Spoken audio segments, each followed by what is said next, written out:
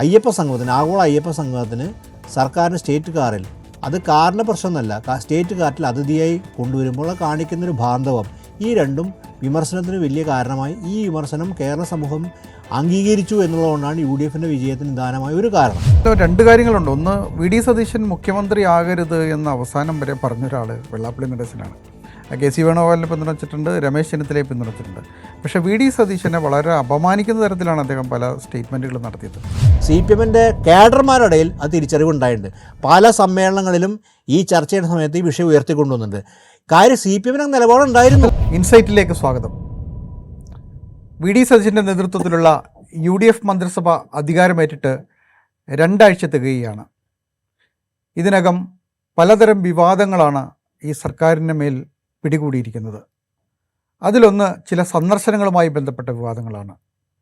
കഴിഞ്ഞ തിരഞ്ഞെടുപ്പുകളിലും അതിനു മുമ്പുമൊക്കെ U D എഫിനെ അതിശക്തമായി എതിർത്ത വെള്ളാപ്പള്ളി നടേശനെയും അദ്ദേഹത്തിൻ്റെ മകൻ തുഷാർ വെള്ളാപ്പള്ളിയെയും മന്ത്രിമാർ സന്ദർശിച്ചതുമായി ബന്ധപ്പെട്ട വിവാദങ്ങളാണ്. എതിർപ്പുകൾ കോൺഗ്രസിൽ നിന്നും അതുപോലെ തന്നെ ഘടകകക്ഷികളുടെ നേതാക്കന്മാരിൽ നിന്നുമൊക്കെ ഉയർന്നിട്ടുണ്ട്. നേരത്തെ നമ്മൾ പലവട്ടം ചർച്ച ചെയ്തിട്ടുള്ളത് വെള്ളാപ്പള്ളി നടേശനും അന്നത്തെ സർക്കാരുമായിട്ടുള്ള, പ്രത്യേകിച്ച് പിണറായി വിജയനുമായിട്ടുള്ള ബന്ധത്തെക്കുറിച്ചായിരുന്നു. ഇപ്പോൾ ഭരണം മാറിയിട്ടും വെള്ളാപ്പള്ളി നടേശനും എൻ ഡി എ കൺവീനറായ തുഷാർ വെള്ളാപ്പള്ളിയും ഈ ഭരണവുമായും ചേർന്ന് പോകാനാണോ ശ്രമിക്കുന്നത്? അതിൻ്റെ പിന്നിൽ എന്തെങ്കിലും രാഷ്ട്രീയ താല്പര്യങ്ങളുണ്ടോ എന്ന വിഷയമാണ് നമ്മൾ ചർച്ച ചെയ്യുന്നത്. ഈ വിഷയം ചർച്ച ചെയ്യാൻ എന്നോടൊപ്പം സാമൂഹ്യ നിരീക്ഷകനായ ദാമോദർ പ്രസാദ് ഉണ്ട്. സ്വാഗതം. നമ്മൾ കഴിഞ്ഞ കാലങ്ങളിലൊക്കെ പലപ്പോഴും ചർച്ച ചെയ്തിട്ടുള്ളത് വെള്ളാപ്പള്ളി നടേശൻ ഈ ഇടതുപക്ഷവുമായി, പ്രത്യേകിച്ച് പിണറായി വിജയനുമായിട്ടുള്ള ബാന്ധവത്തെക്കുറിച്ചും അദ്ദേഹം നടത്തിയ വർഗീയ വിദ്വേഷ പ്രചാരണത്തെക്കുറിച്ചും ഒക്കെ തന്നെയായിരുന്നു. പല തരത്തിൽ ഉള്ള പ്രചാരണങ്ങൾ അദ്ദേഹം നടത്തിയിട്ടുണ്ട്. വലിയ വിമർശനം ഉണ്ടായിട്ടുണ്ട്. ഒരു പക്ഷേ കഴിഞ്ഞ തിരഞ്ഞെടുപ്പിൽ LDF പരാജയപ്പെടുന്നതിന് ഒരു കാരണമായി ചൂണ്ടിക്കാട്ടപ്പെട്ടത് ഈ ഒരു സൗഹാർദ്ദം തന്നെയായിരുന്നു. അതിന് ഒരു കാരണവുമുണ്ട്. അത് ന്യൂനപക്ഷ വോട്ടുകളിലുള്ള ഈ ഒരു അതൃപ്തി, സർക്കാരിനുള്ളൊരു അതൃപ്തി വലിയ തോതിൽ LDFന് എതിരായി മാറിയിട്ടുണ്ട് എന്നുള്ളത് പിന്നീട് അത് പാർട്ടിയിലെ CPI പോലുള്ള പാർട്ടികളും ചില CPMൻ്റെ ആളുകളുമൊക്കെ തന്നെ, പരാജയപ്പെട്ട ആളുകളുമൊക്കെ തന്നെ പറയുന്നുണ്ടായിരുന്നു. അപ്പോൾ ഇപ്പോൾ അത് ഇക്വേഷൻ മാറുകയാണ്. ഇപ്പം ആദ്യം സംഭവിച്ചത് വി ഡി സതീശൻ്റെ പിറന്നാൾ ദിവസം തുഷാർ വെള്ളാപ്പള്ളി, NDAയുടെ കൺവീനർ കൂടിയാണ് അദ്ദേഹം കേരളത്തിൽ, അദ്ദേഹത്തിന് ആലുവയിലെ വീട്ടിൽ സന്ദർശിക്കുന്നു, അദ്ദേഹത്തിന് ഉപഹാരം സമർപ്പിക്കുന്നു. പിന്നീട് നമ്മൾ കാണുന്നത് ബിന്ദു കൃഷ്ണ എന്ന് പറയുന്ന സാമൂഹിക നീതി വനിതാക്ഷേമ മന്ത്രി വെള്ളാപ്പള്ളി നടേശൻ്റെ വീട്ടിൽ തന്നെ നേരിട്ട് ചെല്ലുന്നു, അദ്ദേഹത്തിൻ്റെ അനുഗ്രഹം ഏറ്റുവാങ്ങുന്നു. അതിനടുത്ത ഘട്ടത്തിൽ നമ്മൾ കാണുന്നത് രമേശ് ചെന്നിത്തല തുഷാർ വെള്ളാപ്പള്ളിയുടെ സന്ദർശിക്കുന്നു. തുഷാർ വെള്ളാപ്പള്ളി അദ്ദേഹത്തെ ഹാർദമായി സ്വീകരിക്കുന്നു. ഇതൊക്കെ തന്നെയാണ് സംഭവിച്ചത്. കോൺഗ്രസിനുള്ളിൽ നിന്നതിൽ വലിയ വിമർശനങ്ങൾ യൂത്ത് കോൺഗ്രസ് പോലുള്ള സംഘടനകളുടെ നേതാക്കന്മാരിൽ നിന്നൊക്കെ ഉയർന്നിട്ടുണ്ട്. ഇപ്പോൾ ഇതിനെ എങ്ങനെയാണ് ദാമോദർ പ്രസാദ് കാണുന്നത്, ഈ ഒരു മാറ്റത്തെ? ആദ്യം എനിക്ക് തോന്നുന്ന കാര്യം, നമ്മൾ തെരഞ്ഞെടുപ്പിൻ്റെ സന്ദർഭത്തെ മനസ്സിലാക്കേണ്ടത്. ഈ തെരഞ്ഞെടുപ്പ് നടന്നൊരു സന്ദർഭമുണ്ട്. ആ സന്ദർഭം പ്രധാനപ്പെട്ടതാണ്. നമ്മുടെ രാഷ്ട്രീയമായിട്ടുള്ള അന്വേഷണങ്ങളിൽ ആ സന്ദർഭം വളരെ പ്രസക്തമാണ്. ഈ തെരഞ്ഞെടുപ്പ് 2026 നടക്കുമ്പോൾ കേരളത്തിൽ ചർച്ച ചെയ്യപ്പെട്ട പ്രധാനപ്പെട്ട വിഷയമാണ് വെള്ളാപ്പള്ളി നടേശൻ്റെ വിദ്വേഷ പരാമർശങ്ങൾ. ആ വിദ്വേഷ പരാമർശങ്ങളെ പരസ്യമായി എതിർത്ത വി ഡി സതീശൻ എന്ന UDF നേതാവ്, UDF അതിനോട് എതിർത്തു, അല്ലെങ്കിൽ UDF അകലം പാലിച്ചു. വി ഡി സതീശൻ പരസ്യമായി എതിർത്തു. വി ഡി സതീശൻ എന്ന നമ്മുടെ മുഖ്യമന്ത്രിയെ, കേരള മുഖ്യമന്ത്രിയെ, അന്നത്തെ പ്രതിപക്ഷ നേതാവിനെ വെള്ളാപ്പള്ളി നടേശൻ രൂക്ഷമായ ഭാഷയിൽ ആക്ഷേപിച്ചിട്ടുമുണ്ട്. ഇത് നമ്മളൊരു യാഥാർത്ഥ്യമാണ്. അതേസമയം നമ്മൾ വേറൊരു കാര്യങ്ങളാണ്, അന്ന് ഉന്നയിക്കപ്പെട്ട ഒരു പ്രധാനപ്പെട്ട വിഷയം, UDF ഉയർത്തിയ വിഷയം വെള്ളാപ്പള്ളി നടേശനും CPMുമായുള്ള ബാന്ധവമാണ്. ഈ ബാന്ധവത്തിൽ 2 കാര്യങ്ങളാണെന്ന് പറഞ്ഞത്. ഒന്ന്, വെള്ളാപ്പള്ളി നടത്തിയ മലപ്പുറത്തെക്കുറിച്ചും മലപ്പുറത്തെ ജീവിതത്തെക്കുറിച്ചും മലത്തെ സാമൂഹിക ജീവിതത്തെക്കുറിച്ചും നടത്തിയ വിദ്വേഷ പരാമർശത്തിനെതിരെ ഒരു വാക്ക് പോലും CPM വേണ്ട പോലെ ഉരിയാടിയിട്ടില്ല. എന്തോ ഒരു ചെറിയ പരാമർശം എതിർത്തു എന്നല്ലാതെ അതിനെ വേണ്ട പോലെ ഇടതുപക്ഷ രാഷ്ട്രീയ പ്രസ്ഥാനം പ്രതീക്ഷിക്കുന്ന പോലെ, അല്ലെങ്കിൽ മതേതര രാഷ്ട്രീയ പ്രസ്ഥാനം പ്രതീക്ഷിക്കുന്ന പോലെ ഒരു അഭിപ്രായം ഉയർന്നില്ല എന്നുള്ളതാണ്. രണ്ടാമതായി, അയ്യപ്പ സംഗമത്തിന്, ആഗോള അയ്യപ്പ സംഗമത്തിന് സർക്കാരിന് സ്റ്റേറ്റ് കാറിൽ, അത് കാറിൻ്റെ പ്രശ്നമൊന്നുമല്ല, സ്റ്റേറ്റ് കാർട്ടിൽ അതിഥിയായി കൊണ്ടുവരുമ്പോൾ കാണിക്കുന്നൊരു ബാന്ധവം, ഈ രണ്ടും വിമർശനത്തിന് വലിയ കാരണമായി. ഈ വിമർശനം കേരള സമൂഹം അംഗീകരിച്ചു എന്നുള്ളതുകൊണ്ടാണ് യു ഡി എഫിൻ്റെ വിജയത്തിന് നിദാനമായ ഒരു കാരണം. ആ യാഥാർത്ഥ്യത്തിൽ നമ്മൾ മാറാനായിട്ട് ഒരു സംഭവം ഈ കാലത്ത് ഉണ്ടായിട്ടില്ല എന്നാണ് ഞാൻ മനസ്സിലാക്കുന്നത്. മാറണമെങ്കിൽ എന്തൊക്കെ സംഭവിക്കണം? വെള്ളാപ്പള്ളി നടേശൻ എന്ന ഈ പറഞ്ഞ സാമുദായിക നേതാവ് അദ്ദേഹം നിലപാടുകൾ തെറ്റാണെന്ന് വന്ന് പറയണം. അദ്ദേഹം തിരുത്താൻ തയ്യാറാണ്. അദ്ദേഹം പറഞ്ഞ വിദ്വേഷ പരാമർശമായിരുന്നെന്നും താൻ അതിൽ പരസ്യമായിട്ട് മാപ്പ് പറയാൻ തയ്യാറാവുകയും തിരുത്താൻ തയ്യാറാവുകയും താൻ പറഞ്ഞ തെറ്റാണെന്ന് പറഞ്ഞാൽ നമുക്ക് മനസ്സിലാവും. ആ തിരുത്ത് ഒരു പക്ഷേ സമൂഹം അംഗീകരിക്കും, അതിനനുസരിച്ച് മാറ്റം വരികയും ചെയ്യാം. കാര്യം നമ്മൾ എല്ലാവരും എല്ലാ കാലത്തേക്കും പക്ഷേ അത് തിരുത്തലുണ്ടാവണം, തിരുത്തൽ പ്രകടമാവണം, സമൂഹത്തിന് ബോധ്യപ്പെടുന്നതായിരിക്കണം തിരുത്ത്. അങ്ങനെ തിരുത്തായിട്ട് നമ്മുടെ അറിവിലില്ല. മാത്രമല്ല അദ്ദേഹം ആ വിദ്വേഷ പരാമർശം ഒരു ഇഞ്ച് പോലും മാറിയിട്ടില്ല. പിന്നെ തെരഞ്ഞെടുപ്പ് കഴിഞ്ഞപ്പോൾ അത് തന്നെയാണ് പറഞ്ഞത്. ഭരണം മാറിയപ്പോൾ അദ്ദേഹം ഒരു വലിയ മുതലാളിയാണ് കേരളത്തിൽ. അദ്ദേഹത്തിൻ്റെ മകനും എൻ ഡി എയുടെ കൺവീനറും ബി ജെ പിയുടെ കൂടെ നിൽക്കുന്ന ആളും ആണെങ്കിൽ തന്നെ അവർ വലിയ കേരളത്തിലെ വലിയ വ്യവസായികളാണ്. അവർക്ക് പല ബിസിനസ്സുകളുണ്ട്, അവർക്ക് പല താല്പര്യങ്ങളുണ്ട്. അവർ കോളേജ് നടത്തുന്നത്, കോളേജിലേക്ക് അപ്പോയിൻമെൻറ്റ് വിളിച്ചിട്ട് തുടങ്ങി ഒരുപാട് താല്പര്യങ്ങൾ അവർക്കുണ്ട്. അവർക്കെതിരായ കേസുകളുമുണ്ട്, നമുക്ക് വിജിലൻസ് കേസുമുണ്ട്. ആ സമയത്ത് നിലനിൽക്കുന്ന ഭരണവുമായിട്ട് ഒത്തുപോവുക എന്നുള്ളത് അവരെ സംബന്ധിച്ചിടത്തോളം അവരുടെ ആവശ്യമാണ്, സർക്കാരിൻ്റെ ആവശ്യം മുതൽ അവരുടെ ആവശ്യമാണ്. അതുകൊണ്ട് അവർ ഒരു ബാന്ധവം ശ്രമിക്കാൻ, അവർ സർക്കാരുമായിട്ടൊരു പാലിടാൻ സ്വാഭാവികമായിട്ട് ശ്രമിക്കുന്നത് നമുക്ക് അത്ഭുതമില്ല. അത് നടക്കുന്ന കാര്യമാണ്. കാര്യം അവരെ സംബന്ധിച്ച് അവരുടെ ഇൻട്രസ്റ്റുമായി ബന്ധപ്പെട്ട കാര്യമാണ്. കേരളം ഭരിക്കുന്ന സർക്കാരുമായിട്ട് നല്ല ബന്ധത്തിലാവുന്ന മുതലാളിമാരെ സംബന്ധിച്ചുള്ള ആവശ്യമാണ്. അതിൻ്റെ ഭാഗമായിട്ട് തന്നെയാകണം എൻ ഡി എ കൺവീനർക്ക് മറ്റൊരു കാര്യമൊന്നുമില്ല. തുഷാർ വെള്ളാപ്പള്ളി തൻ്റെ അച്ഛൻ്റെ സന്ദേശം കൂടിയുമായിട്ട് കേരളത്തിലെ ബഹുമാനയുടെ മുഖ്യമന്ത്രി വി ഡി സതീശനെ കാണാൻ പോയത്. ഒരു പക്ഷേ വി ഡി സതീശനെ വീട്ടിൽ പോകുന്ന സമയത്ത് ഇറങ്ങി പോകാമെന്ന് പറയാൻ പറ്റില്ല. അത് ഒരു ആര് വന്നാലും സ്വീകരിക്കുക, അപ്പോയിൻമെൻറ്റ് എടുക്കുകയും സ്വീകരിക്കുകയും രണ്ട് വർത്താനം പറയുന്നത് സ്വാഭാവികമായിട്ട് കാരണം. പക്ഷേ മനസ്സിലാവാത്ത കാര്യം എന്താ വെച്ചിട്ടുണ്ടെങ്കിൽ കേരളത്തിൻ്റെ UDF മന്ത്രിസഭയിൽ ബിന്ദു കൃഷ്ണ വെള്ളാപ്പള്ളി നടേശനെ കണ്ട് ഈ അനുഗ്രഹം വാങ്ങുന്നതിൻ്റെ കാര്യം എന്താ മനസ്സിലായി? ഒരു പക്ഷേ കൊല്ലത്ത് അവരെ ജയിപ്പിക്കാൻ RSP അവരെ കാലുവാരാൻ ശ്രമിച്ചു എന്നൊരു വാർത്ത ആ കാലത്തുണ്ടായിരുന്നു. അവരെ ജയിപ്പിക്കാൻ ചിലപ്പോൾ ശ്രമിച്ചിട്ടുണ്ടാവും, ചില മണ്ഡലങ്ങളിൽ വെള്ളാപ്പള്ളിയുടെ വോട്ട് സഹായിച്ചിട്ടുണ്ടാവും. പക്ഷേ UDFൻ്റെ രാഷ്ട്രീയം അതായിരുന്നില്ല. ആ UDFൻ്റെ രാഷ്ട്രീയത്തിൻ്റെ ഭാഗമായിട്ടാണ് ബിന്ദു കൃഷ്ണ ജയിക്കുന്നത്. ബിന്ദു കൃഷ്ണ ഒറ്റയ്ക്ക് ജയിച്ചു വരില്ല, അവർക്ക് അവരെ ചെറിയ സഹായം കിട്ടിയിട്ടുണ്ടാവും. പക്ഷേ വെള്ളാപ്പള്ളി നടേശൻ പറയുന്നുണ്ട്, കൊല്ലത്തെ ബിന്ദു കൃഷ്ണയെ ഞങ്ങൾ സഹായിച്ചിരുന്നു എന്ന് പറയുന്നത്. അവിടുത്തെ രാഷ്ട്രീയ മത്സരത്തിൽ ചിലപ്പോൾ അങ്ങനെ നടന്നിട്ടുണ്ടാവാം. പക്ഷേ നമ്മൾ മുമ്പിൽ കാണേണ്ട കാര്യം കേരളത്തിൽ UDF വൻ തരംഗത്തോടെ ജയിച്ചിട്ടുണ്ടെങ്കിൽ 102 സീറ്റോടെ അധികാരത്തിൽ വന്നിട്ടുണ്ടെങ്കിൽ UDF കേരളത്തിൽ വെന്നിക്കൂടി പാറിച്ച് അധികാരത്തിൽ വന്നെങ്കിൽ അത് കേരളത്തിൽ വെള്ളാപ്പള്ളി നടേശൻ്റെ പ്രസ്താവനയ്ക്കെതിരെ ജനങ്ങൾ വോട്ട് ചെയ്തുകൊണ്ടാണ്. അത് ന്യൂനപക്ഷത്തിൻ്റെ വോട്ടായിട്ട് മാത്രം കണ്ട കേരള ജനം വളരെ മടുപ്പോടുകൂടിയും വെറുപ്പോടുകൂടിയാണ് ആ പ്രസ്താവന കണ്ടത്. അത് കേരളത്തിൽ വെറുപ്പ് വിൽക്കുന്ന ആൾക്ക് മനസ്സിലായി. അതിനെതിരെ പ്രതികരണം തിരുവനന്തപുരം മുതൽ പാറശാല വരെ എല്ലാ സ്ഥലത്തും അലയടിച്ചിട്ടുണ്ട്. പാറശാല മുതൽ കാസർഗോഡ് വരെ എല്ലാ സ്ഥലത്തും അലയടിച്ചിട്ടുണ്ട്. അപ്പോൾ അതുകൊണ്ട് അതിനെ നിരാകരിക്കുന്നൊരു നടപടിയായി പോയി ബിന്ദുകൃഷ്ണയുടെ. അത് തെറ്റാണ്. കാര്യം ഇങ്ങനെയൊന്നും ഒരു സൗഹൃദമൊക്കെ നിലനിർത്താം, ഒക്കെ ആയിക്കോട്ടെ. പക്ഷേ അപ്പോൾ ഇത് UDFിൻ്റെ നയത്തിന് വ്യത്യസ്തപ്പെടാം. അത് 2 ആഴ്ച മാത്രം അധികാരത്തിൽ വരികയും ഇദ്ദേഹം പ്രത്യേകം തിരുത്താതിരിക്കുന്ന സമയത്ത് അത് എന്ത് സന്ദേശമാണ് കൊടുക്കുന്നത്? അതെ, അതാണ് തിരുത്താലിൽ 2 കാര്യങ്ങളുണ്ട്. ഒന്ന്, വി ഡി സതീശൻ മുഖ്യമന്ത്രി ആകരുത് എന്ന് അവസാനം വരെ പറഞ്ഞൊരാൾ വെള്ളാപ്പള്ളി നടേശനാണ്. KC വേണുഗോപാലിനെ പിന്തുണച്ചിട്ടുണ്ട്, രമേശ് ചെന്നിത്തലയെ പിന്തുണച്ചിട്ടുണ്ട്. പക്ഷേ വി ഡി സതീശനെ വളരെ അപമാനിക്കുന്ന തരത്തിലാണ് അദ്ദേഹം പല സ്റ്റേറ്റ്മെൻറ്റുകളും നടത്തിയത്. രണ്ടാമത്തെ കാര്യം പറഞ്ഞത് വളരെ ഗൗരവമുള്ളൊരു കാര്യമാണ്. അത് തെരഞ്ഞെടുപ്പിന് ശേഷം പറഞ്ഞതാണ്. ലീഗ് അധികാരത്തിൽ വന്നാൽ മാറാടുകൾ ആവർത്തിക്കും എന്ന് പറഞ്ഞാൽ അത് കൃത്യമായ വർഗീയ ധ്വനിയുള്ള വിദ്വേഷ ഒരു പരാമർശമാണ് നടത്തിയത്. അതിലൊന്നും ഒരു തിരുത്തലും വെള്ളാപ്പള്ളി നടേശൻ തിരുത്തിയിട്ടില്ല. തിരുത്തുകയാണ് എങ്കിൽ ഇപ്പോൾ നേരത്തെ ദാമോദർ പ്രസാദ് പറഞ്ഞ പോലെ ചില തിരുത്തലുകൾ വരുത്താൻ, ഞാൻ പറഞ്ഞതിൽ ചില തെറ്റിദ്ധാരണകൾ ഉണ്ടായിട്ടുണ്ട്, അത് ഞാൻ തിരുത്തുന്നു എന്ന് പറഞ്ഞാൽ സ്വാഭാവികമായിട്ടൊരു മഞ്ഞുരുക്കം ഉണ്ടാകാം. പക്ഷേ അതുകൂടെ സംഭവിച്ചിട്ടില്ല. അല്ല, അത് മറ്റൊരു സ്റ്റേറ്റാണ്. കാര്യം തിരുത്താന്ന് പറയുന്നത് മറ്റൊരു കാര്യം. അപ്പോഴേക്കും അത് കേരളം കൺവിൻസിങ് ആണല്ലോ കേരളത്തിൽ. അതൊരു തിരുത്താന്ന് അദ്ദേഹത്തിന് തുടർന്ന നടപടികളെല്ലാം അത് പ്രതിഫലിക്കും. അങ്ങനെ സംഭവം ഉണ്ടായിട്ടില്ല. കാരണം അദ്ദേഹത്തിന് നിൽക്കുകയാണ്. രണ്ടാമത്തെ കാര്യം, ബിന്ദുകൃഷ്ണ സുകുമാരധാരയും കണ്ടുകൊണ്ട്, അതായത് 2 സാമുദായിക നേതാക്കളെ കണ്ട് അവരുടെ മുമ്പിൽ തൊഴുതരുന്നാൽ കേരള സമൂഹം അംഗീകരിച്ചെന്ന തെറ്റിദ്ധാരണയും മന്ത്രിമാർക്കുണ്ടെങ്കിൽ അതാണ് ഈ തെരഞ്ഞെടുപ്പ് തിരുത്തിയത്. നമ്മൾ ആലോചിക്കേണ്ട കാര്യം, ഇതൊക്കെ തിരുത്തിയ തെരഞ്ഞെടുപ്പാണ്. ഈ തെരഞ്ഞെടുപ്പിൻ്റെ വിധി എന്ന് പറയുന്നത് നമ്മുടെ ഇതുപോലുള്ള ആൾക്കാർക്ക് കേരള സമൂഹത്തിലുള്ള അപ്രമാദിത്വം ഇല്ല എന്ന് കാണിക്കുന്ന ഒരു ജനവിധിയാണ് ഈ തെരഞ്ഞെടുപ്പ് ഉണ്ടായത്. അത് വീണ്ടും മൂട്ടിയുറപ്പിച്ച് കൊടുക്കുന്ന, അതായത് സതീശൻ പണ്ട് ഉപയോഗിച്ചൊരു വാക്കാണെങ്കിൽ ഈ തിണ്ണ നിരങ്ങാൻ പോകുന്നത് വാസൽ UDFിനോട് ചെയ്യുന്ന അപരാധം മാത്രമല്ല, ഈ വോട്ട് ജനത്തോട് ചെയ്യുന്ന അപരാധമാണ്. അവരെ അപമാനിക്കുന്ന തുല്യമാണ്. കാര്യം ആ അകലം പാലിക്കാൻ അവർക്ക് ബാധ്യതയുണ്ട്. ഇവർക്ക് ബഹുമാനം വ്യക്തിവരെ ഉണ്ടായിക്കോട്ടെ, ആ വ്യക്തിവരെ ബഹുമാനം അവർ വ്യക്തിവരെ നിർത്തോട്ടെ. പക്ഷേ ഇന്ന് അവർ സാമൂഹ്യക്ഷേമ വകുപ്പ് മന്ത്രിക്ക് എന്ത് സാമൂഹ്യക്ഷേമമാണ് അവിടെ പോയി പറയാനുള്ളത്? അവരിന്നലെ അഷ്കറുടെ മറ്റേ കുഞ്ഞ് ആ 91 മുറിവോളം കൊലയപ്പെട്ട ആ ചെറിയ കുഞ്ഞിൻ്റെ വീട്ടിൽ പോവുകയും അവർ അതുപോലെ തന്നെ അവിടെ പോയി. അത് ശരിയാണ്. സാമൂഹ്യക്ഷേമ വകുപ്പ് മന്ത്രിയുടെ ഉത്തരവാദിത്തങ്ങൾ അവർ ഉത്തരവാദിത്തം അവർ കേരളത്തിൽ അറിയാം, നമുക്ക് എല്ലാവർക്കും അറിയാം കേരളം അവർക്ക് ഉത്തരവാദിത്തം. ആ ഉത്തരവാദിത്തങ്ങൾ നിർവഹിക്കുന്ന ഒരു സംഘം. കാര്യം ഇവിടെ എന്ത് സാമൂഹ്യക്ഷേമമാണ് ഈ വെള്ളാപ്പള്ളിയുടെ സുകുമാരനാരുടെ വീട്ടിലിരിക്കുന്നത്?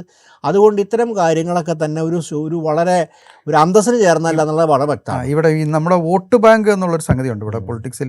ഇപ്പം LDFന് പറ്റിയൊരു പാളിച്ച അതായിരുന്നു. ഈഴവരുടെ ഇപ്പം ഈ കഴിഞ്ഞ ലോക്സഭാ തെരഞ്ഞെടുപ്പ് മുതൽ ഈഴവ വോട്ടുകൾ CPMൻ്റെ ഒരു ബേസായിരുന്നു, LDFൻ്റെ ബേസായിരുന്നു. ആ വോട്ടുകൾ BJPയിലേക്ക് വലിയ തോതിൽ പോയിട്ടുണ്ടെന്ന് ലോക്സഭാ തെരഞ്ഞെടുപ്പിന് ശേഷം അവർ വിലയിരുത്തി. അതിൻ്റെ അടിസ്ഥാനത്തിൽ അവരിനി ഹിന്ദു വോട്ടുകൾ, ഈഴവ വോട്ടുകൾ തിരിച്ചു പിടിക്കാൻ വേണ്ടിയിട്ടുള്ള ഒരു തന്ത്രത്തിൻ്റെ ഭാഗമായിട്ടാണ് ഈ വെള്ളാപ്പള്ളി നടേശനുമായിട്ടുള്ള പലതരം ബന്ധങ്ങൾ ഉണ്ടാക്കിയതും അയ്യപ്പ സംഗമത്തിന്, നേരത്തെ പറഞ്ഞില്ല, അയ്യപ്പ സംഗമത്തിന് കാറിൽ കൊണ്ടുപോയതും അദ്ദേഹത്തിൻ്റെ SNDP യോഗത്തിൻ്റെ 30ാം വാർഷികം ജനറൽ സെക്രട്ടറി സ്ഥാനത്തുള്ള വന്നതിൻ്റെ 30ാം വാർഷികം ആഘോഷം വളരെ ഔദ്യോഗികമായ രീതിയിൽ പിണറായി വിജയൻ മാത്രമല്ല 5 മന്ത്രിമാരുൾപ്പെടെ പങ്കെടുത്ത വലിയ ആഘോഷങ്ങളൊക്കെ സംഘടിപ്പിച്ചു. പക്ഷെ അതൊന്നും അവർക്ക് കാര്യമായി ഗുണം ചെയ്തില്ല എന്ന് മാത്രമല്ല, വലിയ ദോഷമാണ് പിന്നീട് ഉണ്ടാക്കിയെന്ന് അവർക്ക് തന്നെ ഇപ്പോൾ ബോധ്യപ്പെട്ടൊരു കാര്യമാണ്.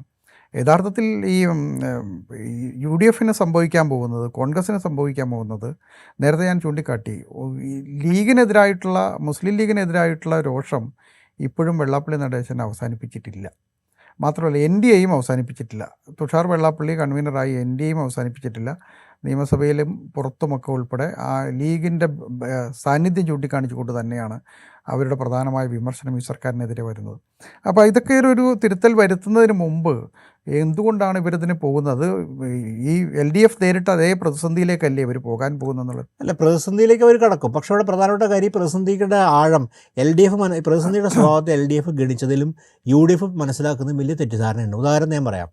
കേരളത്തിലെ LDFനെ സംബന്ധിച്ച് നമ്മൾ 2 തെരഞ്ഞെടുപ്പ് നോക്കുക. 2006 2016 വലിയ ഭൂരിപക്ഷം നേടിയ തെരഞ്ഞെടുപ്പാണ്. 2021 ശരിയാണ്. 2006 2016 ആ ക്യാമ്പയിൻ നയിച്ച VS അച്യുതാനന്ദനാണ്. VS അച്യുതാനന്ദൻ കൃത്യമായും ജാതി സംഘടന എന്നാണ് വിശേഷിപ്പിക്കുന്നത് NSSനെ. സുകുമാരൻ നായരായിട്ടും NSS ആയിട്ടും SNDP വെള്ളാപ്പള്ളി നടേശനും അകലല്ല, കൃത്യമായി വിമർശനം പ്രകടിപ്പിച്ച ആളാണ്. വളരെ വ്യക്തമായി വിമർശനം പ്രകടിപ്പിച്ച അദ്ദേഹം ഒരു സ്ഥലത്തും ഒരു സാമുദായിക സംഘടന നേതാക്കളുടെ അടുത്ത് അല്ലെങ്കിൽ ഏതെങ്കിലും ഞാൻ പറയാം മത നേതാക്കളുടെ അടുത്തും അദ്ദേഹം പോയതായിട്ട് നമ്മുടെ അറിവിലില്ല. പക്ഷെ അദ്ദേഹം വളരെ കൃത്യമായി നിലപാടെടുത്തിരുന്നു. ആ നിലപാടിനെ പൊളിറ്റിസൈസ് ചെയ്തു. അപ്പോൾ ഈ കേരളത്തിൽ ഇഴവ കമ്മ്യൂണിറ്റി CPMൻ്റെ കൂടെ എന്ന് പറയുന്നത് സംബന്ധിച്ചോളം ഒരു ചെറിയ ചരിത്രമായിട്ടുള്ള അന്വേഷണം പ്രസക്തമാണ്. കേരളത്തിലെ തൊഴിലാളി വർഗ കർഷക സമരങ്ങളിലൂടെയാണ് ഒരു സമുദായം, ആ സമയത്തെ അംഗങ്ങൾ രാഷ്ട്രീയവൽക്കരിക്കപ്പെട്ടുകൊണ്ട് കമ്മ്യൂണിസ്റ്റ് പാർട്ടിയുടെ ഭാഗമായിട്ടുള്ളത്. മനസ്സിലായി? നമ്മുടെ കമ്മ്യൂണിസ്റ്റ് പാർട്ടി ചരിത്രത്തിൽ എങ്ങനെയാണ് ഒരു സാമൂഹിക വിഭാഗം, കേരള പ്രബലമായ സാമൂഹിക വിഭാഗം വന്നിട്ടുണ്ടെങ്കിൽ അത് സമരങ്ങളിലൂടെയാണ്. കർഷക തൊഴിലാളിയുടെ സമരം, തൊഴിലാളി വർഗ സമരം, അനവധി സമരങ്ങളുടെ ചരിത്രത്തിലൂടെ കടന്നു വന്നിട്ടുള്ളത്. അല്ലാണ്ട് ഏതെങ്കിലും അത് നവോത്ഥാനത്തിൻ്റെ പൈതൃകമാണ്. അല്ലാതെ ഏതെങ്കിലും ജാതി സംഘടന നേതാവ് ജാതി സംഘടനയുടെ കീഴിൽ നിന്ന് വോട്ട് ബാങ്ക് അവിടെ കൊണ്ട് ട്രാൻസ്ഫർ ചെയ്തല്ല. അങ്ങനെ ചരിത്രം ഉണ്ടായിട്ടില്ല.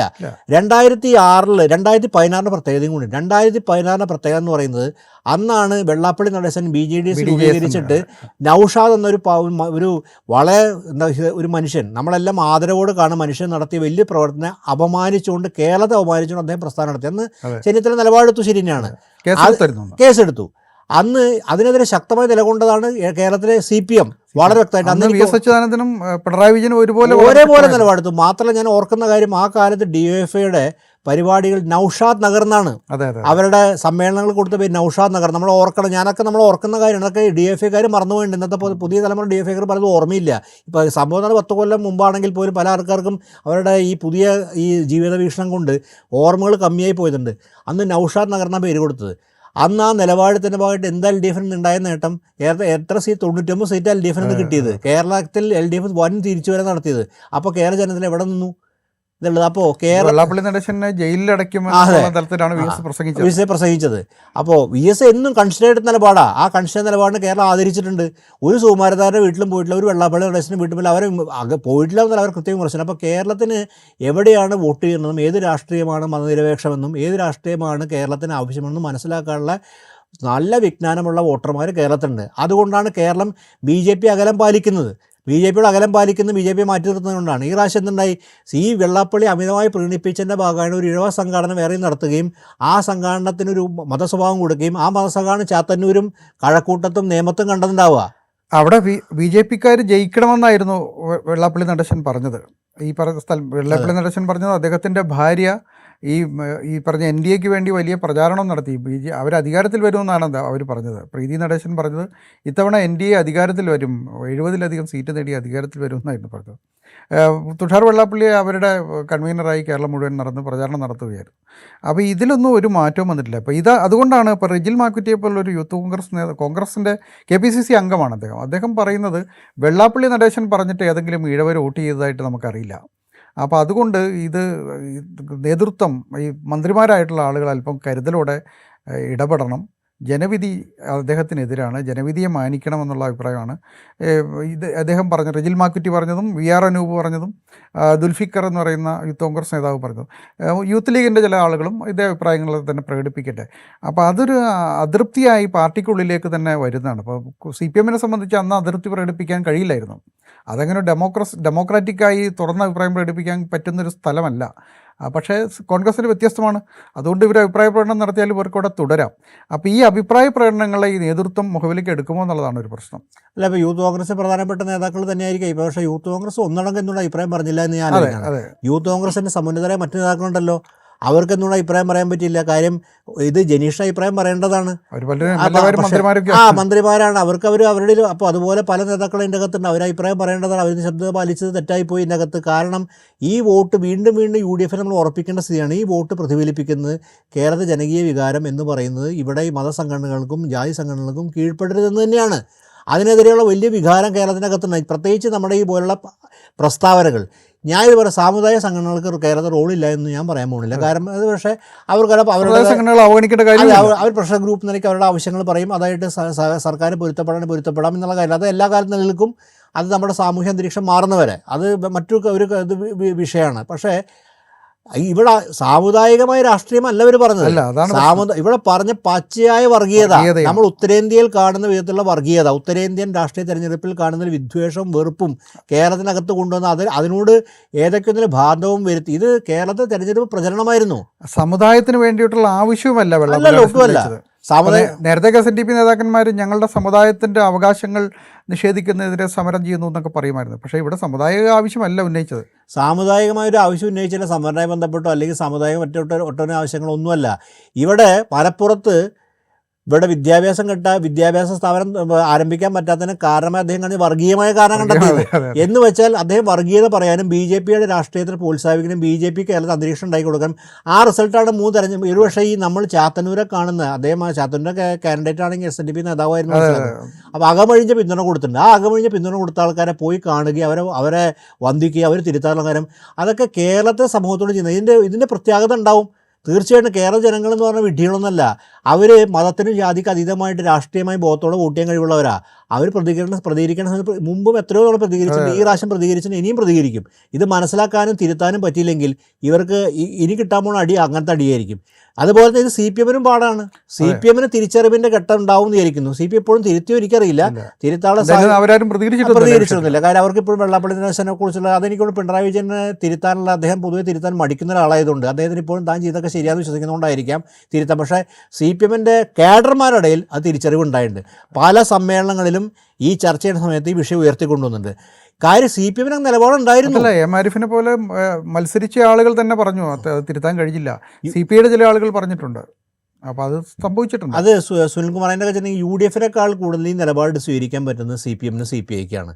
കാര്യം അതിൻ്റെ ഒരു CPM-ന്റെ കാഡർ സ്വഭാവം നോക്കുമ്പോൾ അതിൻ്റെ അകത്തുള്ള പോപ്പുലേഷൻ നോക്കുമ്പോൾ ഈ നിലപാട് ശക്തമായി എടുക്കാനും വെള്ളാപ്പള്ളി നിർത്തേണ്ട സ്ഥലം നിർത്താൻ പറ്റുന്ന കേരളത്തെ ഏക പാർട്ടി, അല്ലെങ്കിൽ സുകുമാരൻ നായരെയും നമ്മളെന്തിനു പറഞ്ഞു എല്ലാവരെയും നിർത്തേണ്ട സ്ഥലം പറ്റുന്ന ഏക പാർട്ടി അത് ഈ CPM-ഉം കേരളത്തിൽ കമ്മ്യൂണിസ്റ്റ് പാർട്ടിയും അതിൻ്റെ ബഹുജന സംഘടനകളും അതിൻ്റെ നേതാക്കളും ഒക്കെ തന്നെ കേരളത്തിൽ ഈ സോഷ്യൽ എഞ്ചിനീയറിംഗിലൂടെ വളർന്നത്. അവർ വളർന്നിട്ടുണ്ടെങ്കിൽ അവരുടെ രാഷ്ട്രീയവൽക്കരിച്ച് ആ രാഷ്ട്രീയത്തിന് വ്യതിയാനം നടത്തി വലതുപക്ഷ വ്യതിയാനത്തിൻ്റെ റിസൾട്ടാണ് ഇദ്ദേഹത്തെ പോയി താലോലിച്ചത്. അത് തിരുത്താൻ തയ്യാറത്തിന് കാര്യം ഞാൻ പറയാം. തിരുത്താൻ തയ്യാറത്തിന് കാര്യം വെച്ചിട്ടുണ്ടെങ്കിൽ പിണറായി വിജയനെ തിരുത്താൻ തയ്യാറാത്തത് പിണറായി തിരിച്ചറിഞ്ഞാലും താൻ ചെയ്യുന്നതൊക്കെ പരമായ കാര്യങ്ങളാണെന്ന് അദ്ദേഹത്തിന് തെറ്റിദ്ധാരണ ധാരണ ഇപ്പോഴും ഉണ്ടുകൊണ്ട്. അതുകൊണ്ട് അദ്ദേഹം തിരുത്താൻ തയ്യാറാത്തതുകൊണ്ടാണ് പാർട്ടി തിരുത്താത്തത്. ആ തിരുത്തൽ പാർട്ടി വരുത്തുക എന്നുള്ളത് ഒരു പാർട്ടി തിരുത്തലല്ല, അത് സാമൂഹികമായിട്ടൊരു കറക്ഷനാണത്, സോഷ്യൽ കറക്ഷൻ വരുത്തുകയാണ്. അത് തങ്ങളുടെ കേഡർമാരിലേക്കും വലിയ തോതിൽ സമൂഹത്തിലേക്കും കൊടുക്കുന്ന സന്ദേശമാണ്. അത് അവർ ഉടനെ ചെയ്യണം എൻ്റെ അഭിപ്രായം. അവർ ചെയ്താൽ UDF സ്വാഭാവികമായിട്ടും അതിൻ്റെ റിഫ്ലക്ഷൻ UDF കാണും. ഇപ്പോൾ ഈ മന്ത്രിമാരെ സമുദായ നേതാക്കന്മാർ പോയി കാണുന്നതിൽ വലിയ തകരാറൊന്നുമില്ല. ഏത് സമുദായത്തിൻ്റെ സമുദായങ്ങളെന്ന് പറയുന്നതും മതങ്ങളെന്നൊക്കെ പറയുന്നതും നമ്മുടെ സമൂഹത്തിൻ്റെ ഭാഗമാണ്. ഇവിടെ എന്താ പ്രശ്നം എന്ന് വെച്ചാൽ 2 കാരണങ്ങളാണ്. ഒന്ന്, നേരത്തെ ദാമോദർ പറഞ്ഞതുപോലെ വർഗീയമായ വിദ്വേഷ പ്രചാരണം നടത്തുന്ന ഒരാൾ. രണ്ടാമത്തെ കാര്യം, 2 പേർക്കുമെതിരെ, വെള്ളാപ്പള്ളി നടേശനും തുഷാർ വെള്ളാപ്പള്ളിക്കുമെതിരെ നിരവധി കേസുകളുണ്ട്, കോടതിയിൽ വരെ കേസുകളുണ്ട്. അതിൽ സാമ്പത്തിക തട്ടിപ്പുകളുണ്ട്, മറ്റ് ഗൾഫിൽ നടത്തിയ ചില തട്ടിപ്പുകളുടെ പേരിൽ അവിടെ ജയിലിൽ കിടന്ന വിഷയങ്ങളുണ്ട്. അപ്പോൾ ഇങ്ങനെ ചില ക്രിമിനൽ പശ്ചാത്തലം അല്ലെങ്കിൽ എന്ന് പറയാവുന്ന ചില കേസുകൾ കൂടി ഇവർക്കെതിരെയുണ്ട്. അപ്പോൾ ഈ കേസുകളിൽക്കുള്ള ഈ സർക്കാരിൻ്റെ നിലപാടുകൾ പ്രധാനമാണ്, പ്രത്യേകിച്ച് ആഭ്യന്തര വകുപ്പിൻ്റെയും വിജിലൻസിൻ്റെയും ഒക്കെ നിലപാടുകൾ പ്രധാനമാണ്. അപ്പോൾ അത്തരത്തിലുള്ള സ്വാധീനം ചെലുത്താൻ വേണ്ടിയാണോ അവർ പോയത് എന്നുള്ളൊരു പ്രശ്നം കൊണ്ട്. അപ്പോൾ അതുകൊണ്ട് സാധാരണ സമുദായ നേതാക്കന്മാരെ കാണുന്നതുമായി ഇതിനെ ലഘൂകരിച്ച് കാണാൻ കഴിയില്ല എന്നാണ് എനിക്ക് തോന്നുന്നത്. അങ്ങനെ അതിനകത്തൊരു പ്രധാനപ്പെട്ട വിഷയമുണ്ടല്ലോ, വളരെ ശരിയാണ് പറഞ്ഞത്. കാരണം വിജിലൻസ് കേസ് നിലനിൽക്കുന്നു. രണ്ടാമതായിട്ട് കോളേജ് അപ്പോയിൻമെൻറ്റിനെ പറ്റി ഞാൻ കേട്ട, കോളേജിലേക്ക് അപ്പോയിൻമെൻറ്റിനെ പറ്റി കഴിഞ്ഞ സർക്കാർ കൊടുത്ത അംഗീകാരം അത് പിൻവലിക്കണം, 85 പോസ്റ്റ് അത് പിൻവലിക്കണമെന്നുണ്ട്. അപ്പോൾ പിന്നെ അതിനെതിരെ ഉന്നത വിദ്യാഭ്യാസ സംരക്ഷണ സമിതി മറ്റൊരു പരാതിയും കൊടുക്കാൻ ഞാൻ കണ്ടു. അപ്പോൾ ഇങ്ങനൊരു ഘട്ടം അതിൻ്റെ അകത്തുണ്ട്. അപ്പോൾ ഇതിനൊക്കെ അംഗീകാരം വാങ്ങാൻ സർക്കാരുമായിട്ട് ഒത്തുപോകുക എന്നുള്ളത് ഒരു ഘട്ടം എത്തിയപ്പോൾ അദ്ദേഹം തൻ്റെ അഭിപ്രായങ്ങളൊക്കെ ഇന്ന് തന്നെ പിണറായി വിജയനെ തിരുത്തിയില്ലെങ്കിൽ പാർട്ടി തിരുത്തി തുടങ്ങേണ്ടത്.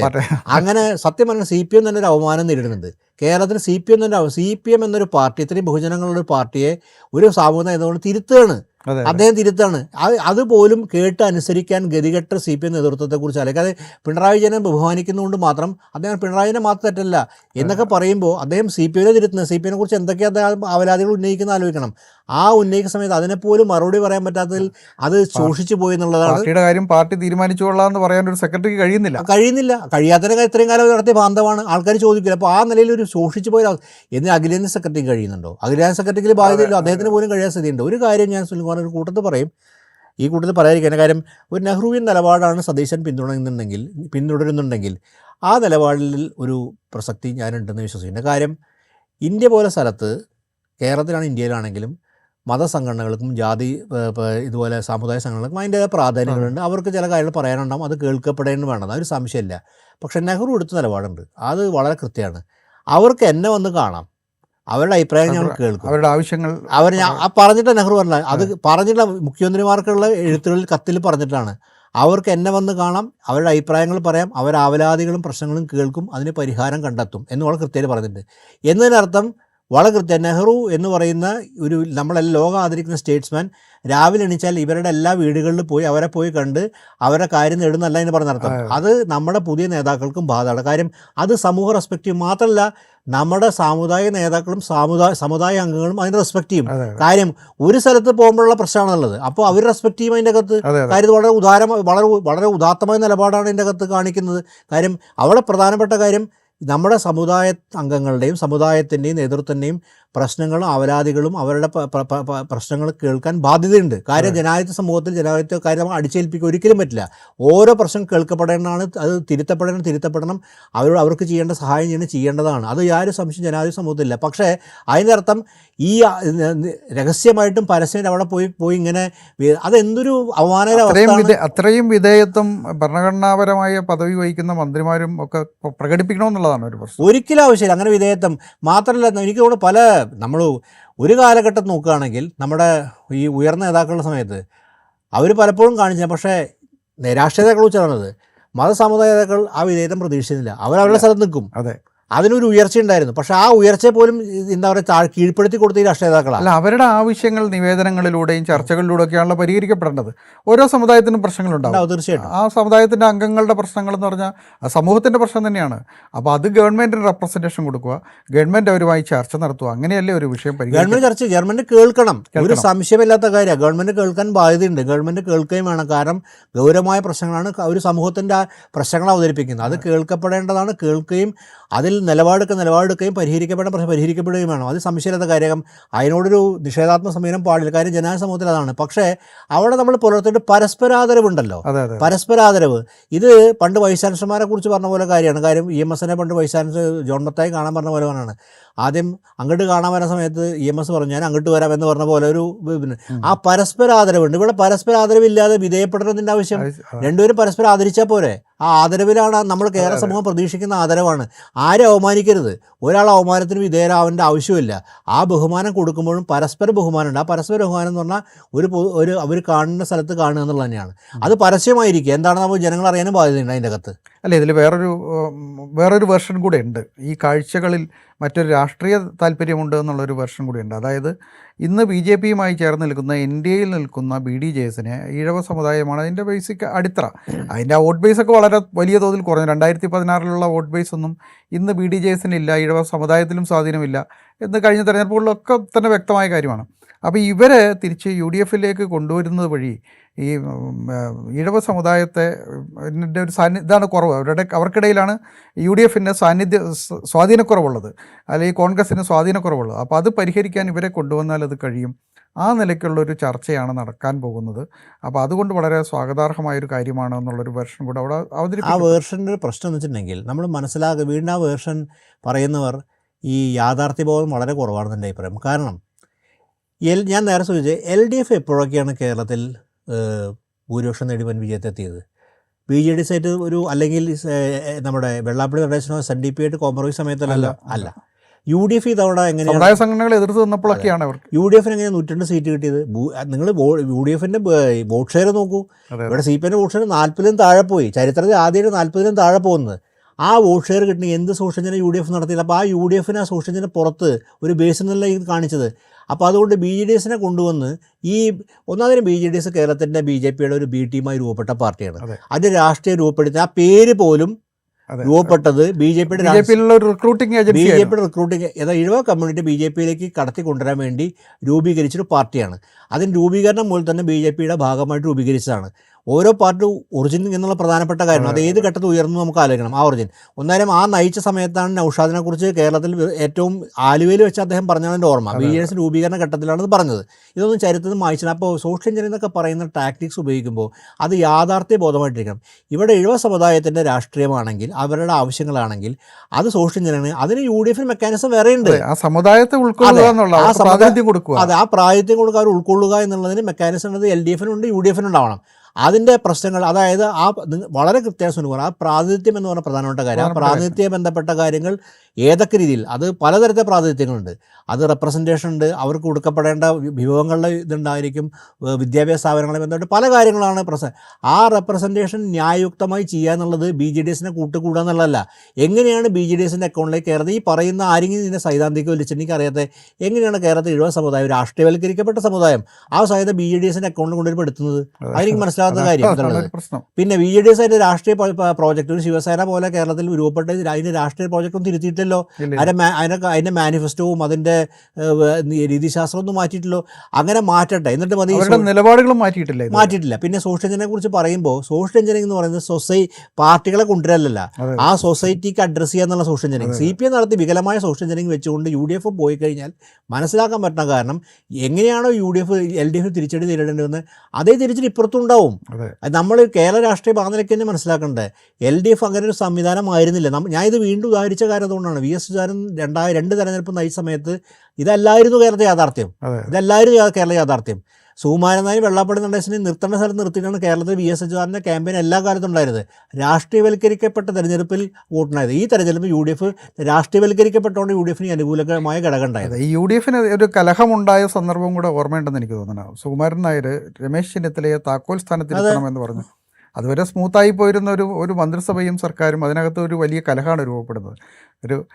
അത്തരം സംഗതികളിലേക്കായിരിക്കും ഇവരുടെ ഇടപെടലുകൾ. തീർച്ചയായിട്ടും നമ്മൾ ആലോചിക്കാൽ രമേശ് ചെന്നിത്തലിനെ സംബന്ധിച്ചിടത്തോളം രമേശ് ചെന്നിത്തല കേരളത്തിൽ രാഷ്ട്രീയം നമ്മുടെ ചെറുപ്പത്തിൽ തന്നെ നേതൃത്വത്തിലേക്ക് വന്നു. അതിന് NS ആയിട്ടുള്ള ബന്ധമൊക്കെ എല്ലാവർക്കും അറിയാം. പക്ഷേ ഈ താക്കോൽ സ്ഥാനം വഴി തൻ്റെ പൊന്നോമന പുത്രനെ അത് അദ്ദേഹത്തെ ബാധിച്ചു. അദ്ദേഹം തന്നെ അത് പറഞ്ഞിട്ടുണ്ട്. പറഞ്ഞു അദ്ദേഹത്തെ പ്രതിച്ഛായ ബാധിച്ചു. അതിനപ്പുറം കേരളത്തിൽ ഒരു പൊതുസമൂഹത്തിൽ പൊതുസ്വീകാര്യനായ രമേശ് ചെന്നിത്തലയ്ക്ക് പെട്ടെന്നൊരു ജാതി ഇമേജ് വരികയുണ്ട്. അദ്ദേഹത്തെ പ്രതിച്ഛായ തന്നെ ബാധിക്കുന്ന വിധത്തിലാണ് ഇടപെടലുണ്ടായത്. അത് ആർക്കാണ് അങ്ങനെ ഏതെങ്കിലും ഒരു രാഷ്ട്രീയ നേതാവിന് അങ്ങനത്തെ ഒരു പ്രതിച്ഛായയിൽ താല്പര്യമുണ്ടെങ്കിൽ അവർക്കതാവാം. പക്ഷെ അവർ ചെയ്യുന്നത് അവരോടും അവരുടെ പ്രസ്ഥാനത്തോടും ചെയ്യുന്ന അനീതിയും സമൂഹത്തോടുള്ള അപരാധമായി തന്നെ നിൽക്കുന്നത്. തീർച്ചയായിട്ടും നമുക്കത് അവസാനിപ്പിക്കാൻ തോന്നുന്നു. നേരത്തെ നമ്മൾ തുടക്കത്തിൽ പറഞ്ഞതുപോലെ തന്നെ ഈ പറയുന്ന LDF എങ്ങനെയാണോ ഈ ബാന്ധവം ബാധിച്ചത്, അത് യഥാർത്ഥത്തിൽ UDF അത്തരം പ്രശ്നങ്ങൾ നേരിടാൻ പോകുന്നുണ്ട്. അത് രാഷ്ട്രീയമായൊരു വലിയ പ്രതിസന്ധിയിലേക്ക് തന്നെ അവരെ നയിച്ചേക്കാൻ സാധ്യതയുണ്ട്. പലതരത്തിലാണ്. ഒന്ന് ഈ പറയുന്നത് പോലെ ന്യൂനപക്ഷ സമുദായങ്ങളെ ഭയപ്പെടുത്തുന്ന തരത്തിലോ അവരെ അകറ്റുന്ന തരത്തിലോ ആയിരുന്നു LDFും ഈ വെള്ളാപ്പള്ളി നടേശൻ ഉൾപ്പെടെയുള്ള ആളുകളുമായിട്ടുള്ള ബന്ധം ഉണ്ടായിരുന്നത്. അതേ തരത്തിൽ ഈ ബന്ധം UDF പുനഃസ്ഥാപിച്ചാൽ അതേ തരത്തിൽ അവരോടൊപ്പം നിൽക്കുന്ന ന്യൂനപക്ഷ സമുദായങ്ങൾ, ന്യൂനപക്ഷ പാർട്ടികളൊക്കെ തന്നെ ഈ അതിനകത്ത് വിശ്വാസ തകർച്ച നേരിടേണ്ടി വരും. അപ്പോൾ അങ്ങനെ ഒരു പ്രതിസന്ധിയിലേക്ക് പോകുന്നതിന് മുമ്പ് ഈ കോൺഗ്രസിൻ്റെ അകത്ത് ആളുകളുടെ തന്നെ തിരുത്തലുകൾ, അവരുടെ തന്നെ മുന്നറിയിപ്പുകൾ പാർട്ടി നേതൃത്വം ഗൗരവമായി എടുക്കുമെന്നാണ് നമുക്ക് പ്രതീക്ഷിക്കാനുള്ളത്.